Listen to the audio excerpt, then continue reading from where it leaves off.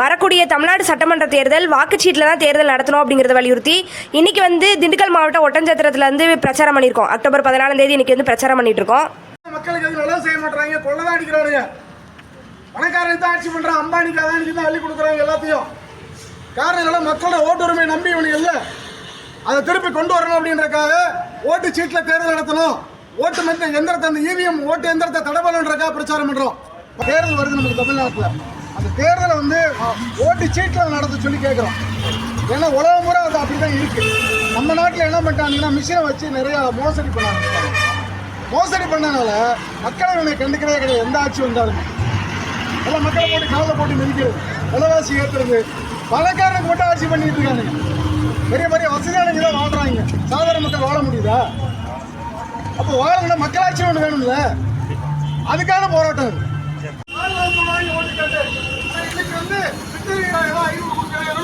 பிச்சை போற மாதிரி போட்டு ஏதாவது படிச்ச பிள்ளைகளுக்கு வேலை வாய்ப்பு உருவாக்கலாங்களா? கொள்ளதான் அடிக்கிறாங்க.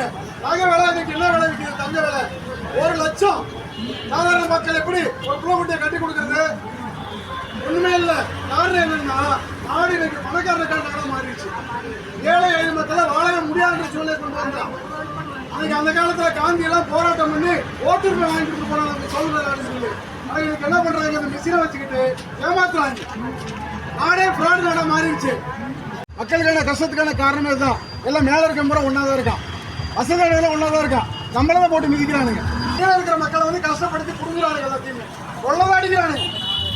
படிச்ச வேலை கிடையாது, சின்ன சின்ன தொழில்களை நடத்த முடியல. எல்லாம் பெரும் பணக்காரனையே கார்பரேட்டா தொழில் பண்ண முடியும்.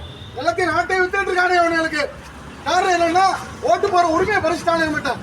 தேர்தல் ஒரு நாணயத்தை நடத்துவானுங்க. எப்பவும் போல நாங்கள் முத்திரை வச்சு போட்டால் அது நல்லதா, இல்லைன்னா எங்களுக்கு சிரிப்பில் ரைட் போட சொல்லி கொடுத்தாங்கன்னா அது இதை விட நல்லது. எங்கள் தோதுக்கு நாங்கள் ரைட் போட்டு விட்டு போயிடுவோம், சீல் வச்சு போடல. இப்போ பட்டம் அமுத்தினா நாங்கள் ஒரு கட்சிக்கு அமுத்தினா ஒரு கட்சிக்கு போகுது. நாங்கள் ஒரு பக்கம் ஓட்டு போட்டு வந்தால் இன்னொரு பக்கம் ஜெயிச்சோம்னு இருக்கிறேன். நாங்களே இவர் செய்ப்பான்னு போட்டு வந்து அவர் தோத்துட்டு கிடக்குறாங்க. ஜனநாயகம் மக்களுக்கு இல்லை.